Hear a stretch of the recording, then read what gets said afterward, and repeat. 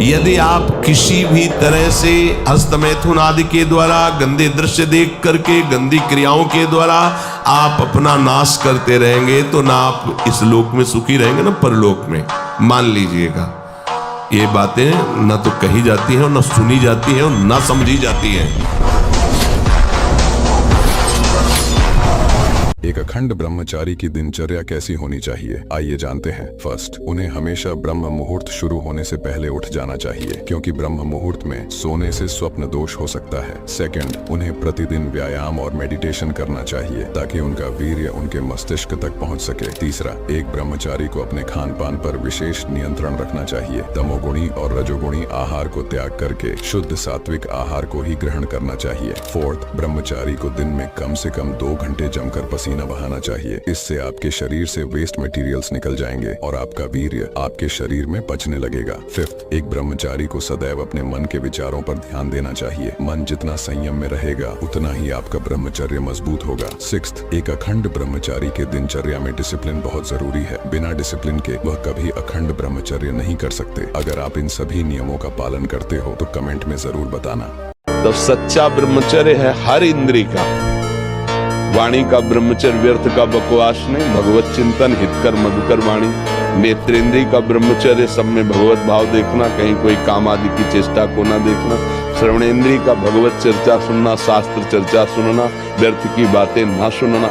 ऐसे हर इंद्रिय का ब्रह्मचर्य हो जाएगा तो ब्रह्मचर्य का मतलब ब्रह्म में ही स्थित महापुरुष।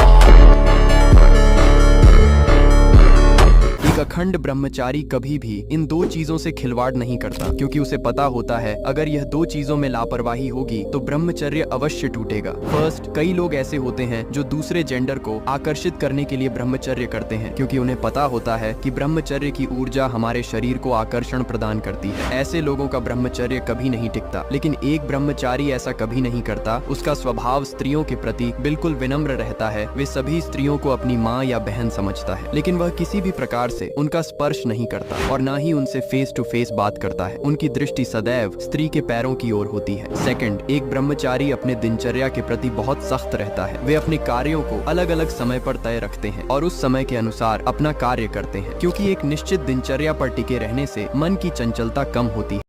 आप शरीर पवित्र रख के देखो, 1 महीना झूठा मुंह मत रखना, शरीर पवित्र रखो और ब्रह्मचर्य रह के देखो। 1 महीने में आपको ऐसा लगेगा आप देवता।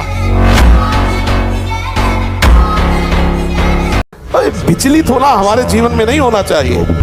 1000 बार नाली में गिरेंगे फिर भी हम छाती ठोक के आगे बढ़ेंगे। ये मार्ग ऐसे थोड़ी है, गिर गए हल्ला मचाने वाला मार्ग नहीं। अब मैं सूक्ष्मता से देखता हूं कहां से गिरा, क्यों गिरा, कौन सी ऐसी चूक हुई जो मुझे गिरा दिया। अच्छा, हमें लगता है हमारा खान पान बिगड़ा, मुझे लगता है कि ऐसा मेरा चिंतन छूटा, नहीं छूटने देंगे, नहीं खाएंगे ऐसा, ऐसी वस्तु नहीं देखेंगे, फिर आगे बढ़ते। अगर फिर फिसलते हैं फिर हम सावधान, अंतिम समय तक हम यही लड़ाई लड़ेंगे। हनुमान जी को कोई परास्त क्यों नहीं कर पाता था? 2 कारण थे, चरित्र पवित्र, चरित्र पवित्र और भगवान का चिंतन। हाहाकार मचा दिया, ऐसे जैसे उठा नहीं लगाया जाता, ऐसे ऐसे पकड़ के राक्षसों को मसल देते। एक भूसे में हजारों को बाल ब्रह्मचारी और भगवान की शक्ति से संपन्न। अगर कदम रख दिया है वैराग्य के मार्ग में तो चाहे धज्जियां उड़ जाए, आग लगा दी जाए पूरे शरीर में, मैं जलना पसंद करूंगा, परमार्थ भ्रष्ट होना नहीं। ये स्वीकार करो, हृदय से स्वीकार करो।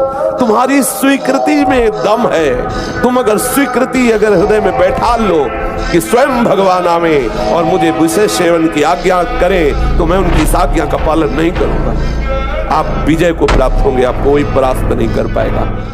यह कर करके शरीर को कमजोर कर लिया है और अब ब्रह्मचर्य पालन करना चाहते हो तो ये 5 नियम पालन करो। पहला, ब्रह्म मुहूर्त में उठकर कम से कम 10 मिनट मेडिटेशन करो। इससे मन शांत रहेगा और गलत विचार नहीं आएंगे। दूसरा, हल्का एवं शुद्ध शाकाहारी भोजन खाओ जिसकी गुणवत्ता सबसे अधिक हो। भोजन संतुलित मात्रा में होनी चाहिए, यह मन को शुद्ध रखेगा। तीसरा, एक दिनचर्या बनाओ जिसमें आपको खाली बैठने का समय न मिले। जब आप अपने कार्यों में व्यस्त रहोगे तो मन गंदी चीजों से हटने लगेगा। चौथा, प्रतिदिन कम से कम 40 मिनट व्यायाम करो। इससे टेस्टोस्टेरोन लेवल बढ़ेगा जिससे शरीर बलवान और वीर्यवान होगा। पांचवा, रात को सोते समय नाम जप अवश्य करो। इससे मन में बुरे ख्यालात नहीं आएंगे जिससे स्वप्न दोष नहीं होगा।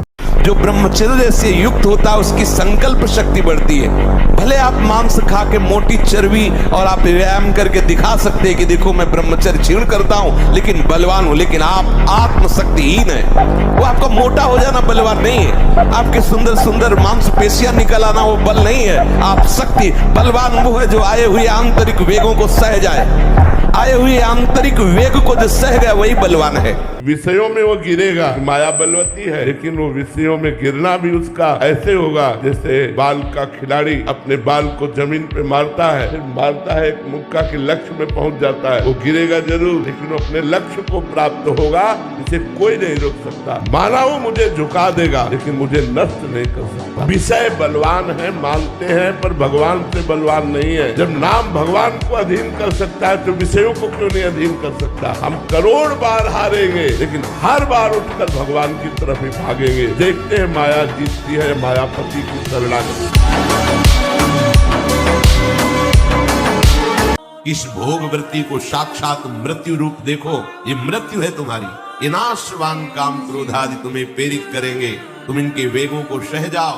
पाशक जो ब्रह्मचारी होता है उसका खिला हुआ चेहरा रहता है, मुख प्रसन्न, तन तेज विराजा। अगर भगवत प्राप्ति की इच्छा है ब्रह्मचर्य का पालन करना ही होगा। एक, हम भगवान के अंश हैं। चिनगारी, अगर सही ढंग से चिनगारी को सजाया जाए फूस डाल के तो ज्वाला बनने में देर लगेगी क्या। हम उसी ज्वाला की चिनगारी हैं जिसे परमात्मा कहते हैं, जिसे ईश्वर कहते हैं, उसी की चिनगारी हैं। तो चिनगारी को आप चिनगारी मत रहने दो। अगर चिनगारी एक बूंद पानी से बुझ सकती है तो चिनगारी को अनुकूल अगर फूस मिल जाए तो ज्वाला बनने में देर नहीं लगेगी। पहले नाम रखे जाते थे, राम कुमार, शिव कुमार, कृष्णदास, ऐसे। और अब क्या नाम, गप्पू लप्पू, जब तक क्या नाम, मतलब उनका कोई अर्थ नहीं, कोई महत्व नहीं। ये माया का खेल बड़ा विचित्र है, फंसाता चला जा रहा है ऐसी जगह जहाँ कहीं भी। अरे नारायण नाम पुत्र का रख दिया तो उसको भगवत प्राप्ति हो गई। अंतिम समय याद आ गया पुत्र की और बुलाया नारायण, तो भगवान के पार्षद आ गए। कथा है, बचा लिया। अगर हम परिवार में भगवान नाम रखें, थोड़ा नाम कीर्तन करें, भगवत चर्चा करें और बच्चों को बैठाल के संकोच न करें। इस समय ब्रह्मचर्य रहो तो आपकी स्मृति, आपका बल, आपकी चेतना जागृत रहेगी। बड़े से बड़ा दुख सहने की सामर्थ्य आती है ब्रह्मचर्य में। ब्रह्मचर्य अध्यात्म पावर पुष्ट, ब्रह्मचर्य संकल्प पावर पुष्ट, ब्रह्मचर्य सर्दी गर्मी बरसात पीड़ा इनको सहने की सामर्थ्य उसमें आती है। गुदा द्वार और मूत्रेंद्रीय द्वार के बीच की जगह में बाएं पैर की एड़ी होनी चाहिए और मूत्रेंद्रीय के ऊपर दाहिने पैर की एड़ी ऐसे आती है, तब वो ऐसे सिद्धासन ऐसे होता है। ऐसे 48 मिनट बिना हिले डुले सिद्धासन और पद्मासन का अभ्यास करे, आहार शुद्ध रखे तो ब्रह्मचर्य ऊर्ध्वरेता होता है।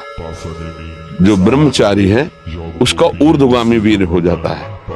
बलवान 2 लीटर मठा और 8 रोटी पाए, बैल की जैसी ताकत। अगर बैल को नाक पकड़ के रोक ले तो वही खड़ा होगा। तो आज ट्रैक्टर से जोती है, कोई मेहनत तो लग रही है।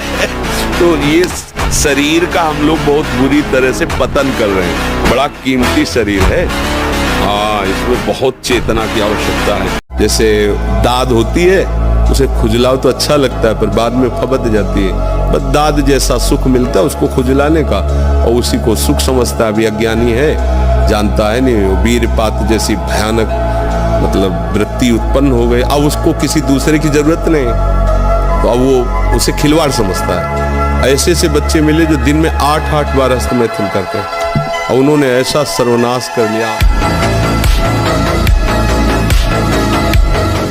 ब्रह्मचर्य का पालन कैसे कर सकते हैं और इसके क्या नियम होते हैं, चलिए जानते हैं। वेदों के अनुसार ब्रह्मचर्य का पालन 3 प्रकार से होता है: शारीरिक ब्रह्मचर्य, मानसिक ब्रह्मचर्य एवं वाचिक ब्रह्मचर्य। यानी आपको अपने मन, कर्म और वचन से किसी भी गलत क्रिया को नहीं करना है, जैसे शरीर से कोई गलत स्पर्श, गलत चेष्टा या गलत संगति न करना, मन से कोई भी वासना संबंधित चिंतन न करना। और वाचिक ब्रह्मचर्य में आपको प्रेम संबंधी चर्चा, टीवी या मोबाइल पर वासना उत्पन्न करने वाले दृश्य और गलत किताबें, ये सभी त्यागना होगा। इन सब के अलावा इंद्रियों का संयम भी अति आवश्यक है। और ब्रह्मचर्य के लिए व्यायाम अति आवश्यक है। जैसे बिल्कुल सीधे देहाती व्यायाम, दंड बैठक। आज जो चेहरे पे चमक नहीं है, आज जो शरीर स्वस्थ नहीं, तो क्या भोजन नहीं खा रहे क्या? नहीं, सब खा रहे, पर व्यायाम नहीं करते, संयम नहीं। इसके कारण न चेहरे पे तेज है, न बुद्धि में प्रकाश। बुद्धि चतुर है और उसमें ज्ञान का प्रकाश नहीं है। खूब खा पी रहे हैं पर शरीर में बल नहीं है, अध्यात्म बल नहीं, क्योंकि काम आदि ने शरीर को नष्ट कर दिया। कोई गर्व न करे महीना 2 महीना ब्रह्मचर्य रह के कि मैं काम विजयी हो गया। भगवान शंकर की समाधि भंग कर सकता है, तुम तो जीव हो, वो शिव हैं, वो शिव हैं, उनकी समाधि भंग कर सकता है, तो जीव हो। एक अखंड ब्रह्मचारी की परीक्षा कब होती है? देखो, जैसे ही आपके ब्रह्मचर्य की स्थिति मजबूत होगी, तब उस स्थिति में ईश्वर आपको परखने के लिए वह सभी सुख देंगे जिसकी कामना आप ब्रह्मचर्य से पहले करते थे। यह सब तो ठीक है, लेकिन एक और ऐसी स्थिति आएगी जिसमें आपको सामने से अवसर मिलेगा भोग भोगने का। यह आपकी सबसे कठिन परीक्षा होगी, क्योंकि यह आपके मन और शरीर में इतनी तेजी से काम उत्पन्न करेगा कि उसे संभाल पाना आपके लिए बहुत मुश्किल हो जाएगा। अगर उस स्थिति में आपने गलत आचरण कर दिया तो आपका ब्रह्मचर्य पूरी तरह से खंडित हो जाएगा और उसे दोबारा करना भी आपके लिए असंभव हो जाएगा। वीर ही अमृत है, वीर त्याग ही मृत्यु है, इतना समझ। ऐसे ऐसे साधक है कि 10-10 वर्ष हो गए स्वप्न दोष नहीं हुआ, 10-10 वर्ष हो गए स्वप्न दोष ही नहीं हुआ। ऐसे भी उपासक है हमारे पास है, अपने पास है, 10 वर्ष हो गए स्वप्न दोष ही नहीं हुआ। तो क्या है, उन्होंने संयम किया, वीर जो है स्थगित हो गया, परिपक्व हो गया, धीरे धीरे ऊर्ध्वगामी होने लगता है। अगर भगवान रक्षक और भगवान जिताने वाले तो कोई परास्त नहीं कर सकता। हर विधान उल्टा होता चला जाता है। अगर भगवान से विमुख हो तो चाहे जितनी उन्नति हो, उसका परिणाम कुछ नहीं होगा, या मर जाएंगे, सब कुछ जाएगा। आपको सच्ची कहता हूं, आप ऐसे निराश मत होना कि इतने दिन हो गए अब भी काम आता है। एक दिन वो समय आएगा कि तुम ऐसे छाती ठोक के कहोगे कि किसी की ताकत नहीं कि हिला दे। अगर आप शुद्ध ब्रह्मचर्य रहना चाहते, स्वप्न दोष से निपटना चाहते, तत्काल व्यायाम कीजिए, 30 मिनट कम से कम। दंड है, बैठक है, और भी आसन है योगियों ने बताए हैं। और फिर 20 मिनट कम से कम प्राणायाम कीजिए, कपालभाति, अनुलोम विलोम आदि जो भी आप सीख पाए।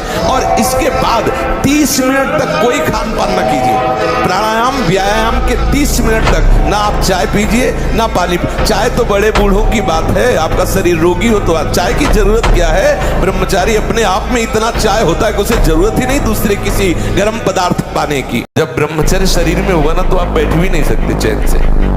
जब ब्रह्मचर्य रहा जाता है तो उसको सुविधा माया देती है ब्रह्मचर्य नष्ट करने की। ये बैठालना चाहिए। जैसे आप नियम लिए कि मैं आजीवन ब्रह्मचारी रहूंगा, तो आपको पक्की सुविधा एक समय आएगी कि आप आराम से भोग लीजिए, कोई नेगेटिव नहीं, कोई नकारात्मक सोच भी नहीं आएगी। आप उसको स्वीकार करें, क्योंकि आपके व्रत को भंग करने के लिए माया ऐसी सुविधा देगी। अगर अभी संयम से चलो, अभी उठ जाओ। न संयम है, न नियम है, न धर्म है, न भजन है, बस वही व्यभिचार, वही खान पान गंदा, वही सोच गंदी, तो वो फिर निकलते चले जा रहे। उनके जो दैवी संपदा है वो सब निकलती चली जा रही, आसुरी संपदा बढ़ती चली जा रही। 6-6 घंटे पद्मासनों पर बैठे, बिना हिले डुले, भीषण कष्ट हुआ पर उसे शांत, तो सुषुम्ना नाड़ी खुली, वीर ऊर्ध्वगा में। प्राणायाम के द्वारा प्राणों का संयम, शरीर को व्यायाम के द्वारा स्वस्थ, आसनों के द्वारा वश में कर लेना, आहार के द्वारा पवित्र बुद्धि करना, इंद्रिय भोगों का दृश्य, श्रवण, संभोग, इनसे दूर रहना, इंद्रिया पवित्र, तब जाके वीर ऊर्ध्वगामी होता है। उसे कहते हैं अखंड ब्रह्मचारी।